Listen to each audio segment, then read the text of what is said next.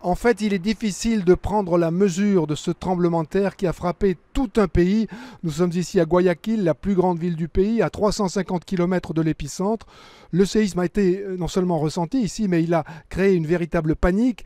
Plusieurs bâtiments se sont effondrés, un passage routier surélevé s'est effondré sous les voitures qui passaient en dessous, un toit de supermarché s'est effondré. Il y a des morts ici à Guayaquil, mais personne ne sait exactement quel est le bilan. De même qu'au niveau national, on ne connaît pas encore vraiment le bilan. Les autorités disent plus de 270 morts et 2500 blessés, mais les autorités disent que ce bilan va sans doute s'alourdir parce qu'il y a encore beaucoup de gens sous les décombres. La région la plus touchée, c'est la région côtière du nord du pays, avec 3 villes dont on dit qu'elles sont entièrement détruites.